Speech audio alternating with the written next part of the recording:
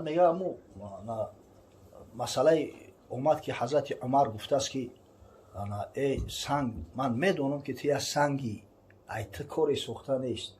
پیغمبر خدا صلی الله علیه و سلم دیدم بوسات کرد استلامت کرد من هم بوسه میکنم و ایلو میدونم که تو یک سنگی از تو کاری سوخته نیست. همین را میگه یک نفر میگفت او دملو میگه اصلاح میکردید حدیث پرا نگفته حدیث نمیدونه شما.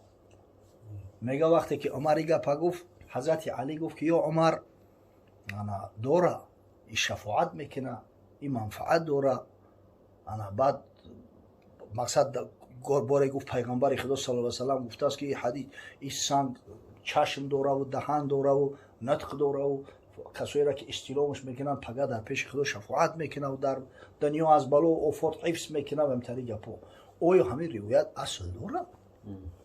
من گفتم نه همون قسمت اولش صحیحه قسمت دیگه‌اش موضوعه. موضوع یعنی بفته این مقصد چی نداره. با هم دنبلو گرفت تلفن دنبلو گرفت بعد گرفت انا گفت که مقصد اینا میخیل کوره یا اینا ما یک کتاب میخوندیم شرح هدایه شریف کدام کتاب شرح هدایه شریف. بعد گفتم دنبلوی محترم حدیث تا ای شرح هدایه نگو حدیث که گفتی بگو که فلان حدیث در کدام کتاب حدیث آورده است حکمش چیه آیا اسنادش محتاج بهی هستن یا نیستن. همتری خیلی که تلفن بود اندک گپامو درشت دغل رفته انا مقصد گفتمش که مرده که خوب همین روایتی که میکنن یکی از راویای ای ابو هارونش میگن این خانه سوخته این شیعه رافیزی بوده است. هر روایتی که او بکنه اصلا که او روایت موضوع حساب میشوه. تو چه روایت یا آدمی را میاری که او نمیدونه خودش ابو هارونش چی گفتنی گپه نه که هم یکی از همون راویای هم حدیث همون ابو هارون داری میگن همون آورده است. ایرا امام حاکم در المستدرک علی صحیحین آورده استشو همون در آخر اونم حدیث صحیح همین چسبیدگی ای در صورتی که یکی از راویاش همین شیعه رافیزی ای آدمی که همین با متاسفانه امام حاکم همین حدیث گفته است که حدیث به شرط شیخین صحیح ای. انا بعد در انا ملخصش در تلخیصش خدا رحمتش کنه امام ذهبی شمس الدین ذهبی میگه که او چه خیل میگه ما همین روایاتی را که تصحیح کرده است حکیم در قبول کنیم که این مرده که نگاه که همین ابو هارون دانی این خانه سوخته یک شیعه رافیزی هسته که سوالش میکنن در مسئله حضرت عثمان نعوذ بالله میگه با کفر مرد. چه خیل روایت همین را میگیری میاری و با حدیث میگه که به شرط شیخین درست است. ایرابی مشکلات این اینجا بسیار اندر همین علم حدیث بسیار مرکبه کاری شوخی و بازی نیست. برای هر حدیثی گفته شد باید ائمه تخصیص اقلا بپرسی. اگر خیلی خودت میفهمی و میدونی مرحمت تحقیق کن. هوایی گفتن مشکله. انا در یک کتاب من خوندم که فلان این کتابو هم که دروغ نوشتیان که متاسفانه برای چه کتابو را میگن که کتابای صحیح کتابای غیر صحیح. برای چی بخاری مجبور شد که نام کتابش جامع الصحیح بونه. مقصد که هر روایتی همینجا آوردم همش به اسناد صحیح جمع آوری شدگی.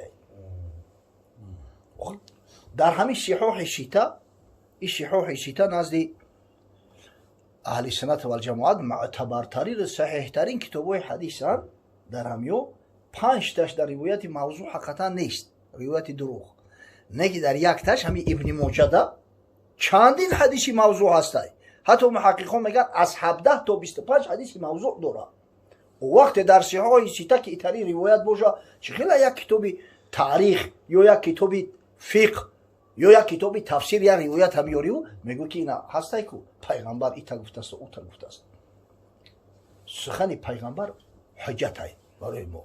برای مسئله حدیث بسیار نازک های به نهایت مسئله نازک های. حضرت میگه اتقوا الحدیث عنی الا ما علمتم. از حدیث گفتن از من احتیاط کنید. با احتیاط میگه از نام من گپ زنه. فقط همون روایات را بگه که میدونه با یقین میدونه که همین از پیغمبر است و محتاج بهی است. به حضرت گفت الا من کذب علی متعمدا فلیتبوأ مقعده من النار. آگاه باشید که کسی بر من دانسته یک دروغی را نسبت میده با دست خودش جایگاه خودش در دوزخ تیار کرده. بسیار حکمش سخته یوخی بسیار احتیاط کردن در کار همین قجون سیاه کندن همین محادثه و همین بزرگا و کتاب مخصوص ترتیب دادن با ببینه که هر کتاب به خود شرح داره و شارح داره و مخصوص علمای علم جرح تعدیل هستند که حدیثا را با حکم میکنن آیا همین صحت داره نداره همین راویاش آیا ثقه هستند صدوق هستند روایت همین پذیرفته میشه و یا نمیشه همین خاطر مسئله حدیث مسئله جدیه مسئله شوخی نداره خب مسئله نوشته شدن کتاب ها اگه کتاب ها کلام الله هم کلام الله مثل ذات پروردگار قدیم های به ابتدا غیر مخلوق های اما خداوند همون کلامش امر کردگی در لوح محفوظ درج کردگی هم نه فقط قرآن ولی دو آیه اخیر سوره بقره میگیم کل قرآن کل قرآن همین 6236 آیت قرآن کلی تورات اساسیش در نظر دارم این توراتی که بعدا اسکجات شد تحریفش کردن این در نظر ندارم تورات اساسی کتاب الله های او در لوح محفوظ ضبط های کلی زبور کلی انجیل همش در لوح محفوظ ضبط هستند همین یک بازی بدست بازی همتری اسلامی رنگی ویکترین اسلامی یک کس نشانم داد همین اچکو میداد یعنی اجدا اونجا باید تو میلیون بال میگرفته کسی هست خدمت کرد است مهنت کرد است خود و عبودا آخه همین خیلی یک کاری خیر کاری بزرگ پیشنهاد میکنی بیمار داری با متخصصا مصلحت کنی مشورت کنی متاسفانه خطاها داره این همین خدا خدمت ها کرده است ای جمله همون آدم در پیش من میخونه ما یک جو فهمیدم این طریق بازی هسته میگه که کدام کتاب در بین کتابای عثمانی اولین بود با اونجا 4 کتاب اومدگی تورات زبور انجیل قرآن من گفتم تورات اون میزنه که اینو درست میبرویا درستش زبور اومده است خونت پریگرده جاهل آخه تورات به حضرت موسی نازل شده است حضرت موسی چندین عصر ای حضرت داود علیه السلام پیشتر گذشته است او این زبورش نمی پسلم میگن کو پسلم پنی پسلم داوید او داود خودش در شریعت حضرت موسی علیه السلام بود این خیلی بعدتر از چیز همین کاری خیر میکنی بیمار داری چی ضرورت میاد یک مصلحت یک بپرس یک مقصد همین را یک ببینه قلم تحقیق که امروز با کار به درجه آسان شده است که همین شیخ گوگل پویش بته کی پیش گذاشته است یا که کدام کتاب پیشتره تاره یا که مقصد اینمی زبور پسر بله این همین بازی بارکالله این هم تری خطاگی و متاسفانه در همه وجود دارن بودم هر کارا باید که محققی خودش کنه هر کسی رو بهری کاری ساختن مهری آن رو در دلش انداختن دیده همین مولا کشتنی شدی قصاب فیروت میکنه پیش خود اقلکی نمیکنی که یک آش کردنی شدی یک پاوری خوب یا طباخی خوب دعوت میکنی هر کس متخصصی کاری خیشه هر کس باید کاری خیشه کنه آخی هذا شعر صبح نه باید شعر صبح یا نه شعر چی؟ نه شعر نیست پیغمبرای خدا شعر نمیگن همولی در نماز جمعه بدیم یک جوان هم تری چی کرد که گفتن بچه‌هایش غم میتن میگن که خدای تعالی شعر طعنه زده است معلومات زده است در قرآن چی به خطیبای شما و علمای شما شعر میگن ولی هم دلیلش هم تری شده است حقیقتا در قرآن عظیم شان یک سوره است به نام سوره شعرا برای چی این نام این سوره را از شعرا موندن در یک چند آیاتش ذکر شاعرها رفتگی به همون خاطر نام این سوره را شعرا موندن از جمله الله ذوالجلال و الاکرام تاکید میکنه اعوذ بالله من الشیطان الرجیم و الشعراء یتبعهم الغاوون الم تر انهم فی کل واد یهیمون و انهم یقولون ما لا یفعلون حضرت خداوندی میگه این شاعرها را این همین مردمی جاهلی بیسوادی مقصد غاوی ها پیروی میکنن گمراه ها پیرویشون میکنن آیا نمیبینه که همین شاعرها در هر وادی و در هر دره و در هر شهر و در هر دهات میگردن لاق لاق عادتا چیزی را که نکردین میگن فلان کرده بیسمدان کرده در صورت خوب نکردین و انهم یقولون ما لا یفعلون، کاری را نکردین میگن میگه خداوند. در قرآن در چندین موضع اومده است که خداوند متعال انمی شاعر بدن از پیغمبرش سلب کرده است. شعر بدن قرآن و کتابای آسمانی را منع کرده و ما هو بقول شاعر. خداوند میگه قول شاعر نیست. و ما علمناه شعر، ما با پیغمبر ما با حبیب محمد صلی الله علیه و سلم شعر تعلیم دادگی نیستیم. برای هیچ کتابی آسمانی را شعر گفته نمیشه. برای چی پسلمش میگن؟ همین پسلم به معنای همون نثر مسجع درست داشت. این مثلا چی نیست؟ شعری نثر مسجع، یعنی وقتی که همین کلام خفیه دار اومد ببینید که تاثیرش به نهایت سخته. مثلا شیخ سعدی میگه که مشک آن است که خود ببوید نه آن که عطار بگوید. یعنی بگوید با هم دیگر هم قافیه اومده است. سخنش اگر چنده این شعر نیست، این گپای اینقدر زیبا و خوشبوشیده است. یا همین خدا رحمت کنه شیخ عبدالله انصاری همه همین کلامش نثر مسجع به دور همترین عجیب شعر سخنای زیبا میگفت. میگه که انا در پیری پستی، در جوانی مستی، در طفلی پستی، در جوانی مستی، در پیری سستی، پس کی خدا پرستی؟ او خلابا در طفلی کودک بودی میگن خاکبازی میکردی، در جوانی وقتی مستید بود، در پیری اومدی میگوی سست فلس شیدم، خدا را کی میپرستی؟ ربی بدی رو بدی کردن سگساریست، نیکی رو نیکی کردن خرخوریست، بدی رو نیکی کردن کاری خواجه عبدالله انصاری است. این روی هم خفیه های ایون هم سعی میکنن همین خواجه عبدالله انصاری شیخ سعدی دیگران هم که به همین کتاب عثمانی تقلید کنن، همون سخن همتری بسیار زیبا و مقصد با فصاحت و بلاغت بگن. این سخنو همین تری هم حضرت داود علیه السلام بسیار لحنی داودی میگن. همین حضرت ابو موسی اشعری به حد صدا شیرین به دست وقتی قرآن میخوان، بعد پیغمبر صلی الله علیه و سلم بشارت داد که خداوند به شما اشعریا یک لحن داودی میگه عطا کرده است. اما حضرت داود هم میگرید از تورات، مقصد همین خیلی میخوند که پرنده ها را حتی میگه خوابشون میبرد، همین خیلی لذتی میبردیان، بسیار راحت میکردن، در گردش جمع میشیدن. و همون زبوری که به حضرت داود نازل شده است، حضرت همین خیلی میخوندش که اوخی همون حافظه و تاریخ خوندن نمیتونن. اوخی به همون خاطر پسلمش گفتن، روسا پسلمش گفتن. اینا مردمی اهل کتاب. خب در حدیث ها هم اومده است پیغمبر صلی الله علیه و سلم بعضا همین شعر مذمت کرده است. حدیث امام بخاری حضرت میگه لا یملأ جوف ابن آدم قیحا خیر له من ان یملأ شعرا. اگر همین تهیگاه آدم، شکم آدم پر از چرک زردو باشه، بهتر از آن است که پر از شعر باشه. این همیشه سخنهای پیغمبر صلی الله علیه و سلم. اما در برابر این حضرت صلی الله علیه و سلم شعر حکمت گفته است. و این من الشعر لحکما میگه. شعر چی بسا شعرهایی هستند که حکمت خالیان. حکمت یعنی پند نصیحت، چیزی که سبب هدایت میشوند، سبب هدایت ارشادی میشوند. ببینید در برابر همین حضرت صلی الله علیه و سلم شاعرها داشت. نام 4-5 شاعر پیغمبر در کتابا اومده صراحتاً. حسان ابن ثابت بود در مدینه منوره. این حسان ابن ثابت حتی بله در صحیحین اومده است.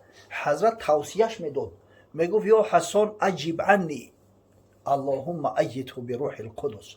یا حسان از نام من جواب مشرک ها را به شعر بده. بعد در حقش دعا میکرد که پروردگار را توسط روح القدس، توسط جبرئیل علیه السلام براش الهام بفرست. الهام نباشه شعر خوب یک جو مینویسی. اینا ببین حتی در جامع السنن ترمذی روایت اومده است برای حسان میگه منبر میمون، یعنی بالای منبر میبرو دستش بعضا از بالای منبر همون شعرها را میخون، همون هم شعر میگفت. یک شخصی بود به نام عبدالله ابن ابی رواحه رضی الله تعالی عنه، صحابی پیغمبر، شهید حرب مؤتة. در حرب مؤتة شهید شد، یکی از سرلشکرهای مسلمانان بود.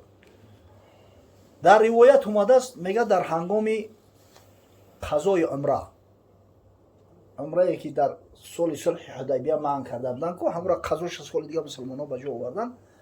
انا میگه که همین عبدالله ابن ابی رواحه پیش پیامبر صلی الله علیه و سلم شعر گفته میرفت. بعضیا گفتن که در قضای عمره عبدالله ابن ابی رواحه علیه شهید شده بود. اونا میگن که این کار کعب ابن مالک کرده است یا صحابی دیگر. به هر وجه صورت با عوض کردن جای جمع شونده ها حاصل جمع تغییر نمی‌یابد. گپ در سر شعر می‌رود که همون چیزی که زمزمه میکرد، میگه خلوا بنی الکفار عن سبیلی الیوم نضربکم علی تنزیلی ضربا یزیل الهام عن مقیلی و یذهل الخلیل عن خلیلی. ای کافر بچه‌ها پیشروی پیغمبر خدا محمد صلی الله علیه و سلم خولی کنه که امروز شما را میگه با تنزیل ضربه میزنیم. تنزیل قرآن عظیم شانه، نام از نامهای قرآن تنزیل است. تنزیل من رب الرحیم. اما ضربه که کوسخونه سرتونه ای سر تو دور میکنه، ضربه که دوست از دوستش جدا میکنه. حضرت عمر هم بود اون وقتی طواف در شعر خوندشته در گرد خونه کعبه. بعد میگه که یبن ابی رواحه بین یدی رسول الله صلی الله علیه و سلم و فی حرم الله تقول شعرا. های پسری ابی رواحه میگه تو پیش پیغمبر در خونه خدا شعر میگویی؟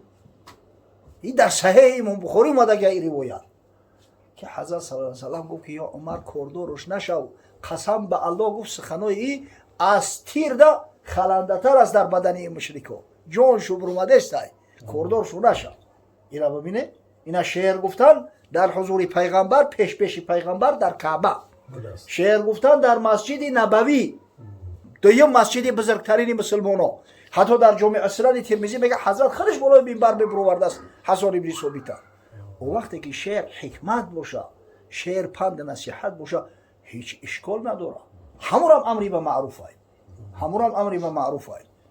ولی همین کسایی که دعوا میکنن کثافت ها مولوی ایتا حافظ ایتا سعدی اوتا اوخی خونتون پری گندم دغل نگیمه که بعضا گیزله میشه میگوی سختر بگم اوخی بدبختا شما اقلا هم کتاب مولوی را خونده ای چیزی را نمیدونی برای چی در اطرافش گپ میزنی؟ هر بابی که شروع میشه آیت قرآن قطعی است. آیت قرآن شرح توضیح داده از حضرت مولوی، حدیث های پیغمبر است. البته شرح توضیح معصوره نیست، اینو عارفانه است. نه که کمی تفسیر قرآن عارفانه‌ش هم هست نیکو ای نظر تصوف عرفان. او حافظی که شما بخواهید طعنه بزنید ای بدبختا او حافظ قرآن است. او نام او شمس الدین محمد است. با او خاطر تخلص حافظ دادیانش که حافظ قرآن است. کار خدا و طریق حافظا در دنیا وجود ندارن. عشق قد رسد به فریاد ارخد به سان حافظ، قرآن زیبر بدانی با 14 روایت، با 14 روایت یعنی معروفه 7 قرائتی که مونده است. حضرت قرآن از یاد میدونست حفظ میکرد، اوقی تعلیمش قرآن بدوره.